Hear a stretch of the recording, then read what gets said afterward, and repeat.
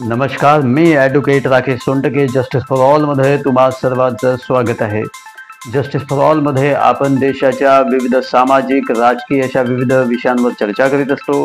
असे विषय ज्याचा परिणाम देशाच्या विविध घटकांवरती होत असतो.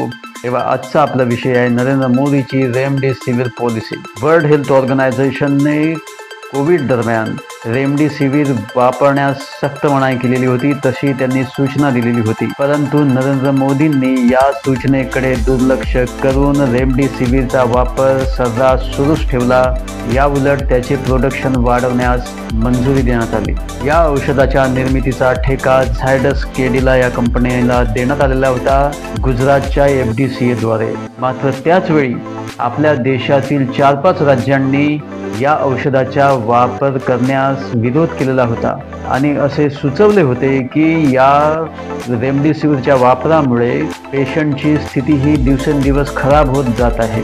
बिहार रेग्युलेटरने त्याचवेळी एक सूचना दिलेली होती की या औषधांमध्ये इंडोटॉक्सिन्स आहेत, त्यामुळे सुद्धा ही औषधं खराब होती. आणि असे असतानाही गुजरातच्या FDCAने याला अप्रूव्हल तर दिलेच होते, झायडस कंपनीला अप्रूव्हल दिलेच होते, परंतु त्याच्या चाचण्यासुद्धा केलेल्या नव्हत्या. आणि मुख्य म्हणजे त्यावेळी गुजरातमध्ये BJPचे सरकार होते आणि केंद्रामध्ये सुद्धा BJPचे सरकार होते. आता इलेक्ट्रल बॉन्डद्वारे यामागे खरे कारण काय होते, खरी परिस्थिती काय होती हे स्पष्ट झालेले आहे. या झायडस केडिला कंपनीने 2022मध्ये 18 करोड रुपये BJPला डोनेट केले होते, असे त्या इलेक्ट्रल बॉन्डद्वारे कळून येत आहे. शेवटी इथेही चंदा दो धंदा लो हेच धोरण सरकारने अवलंबलेले असल्यामुळे याला कुठेही मनाई करण्यात आलेली नव्हती. जाणून बुजून ही औषधं याचे प्रोडक्शन थांबवण्यात आले नाही.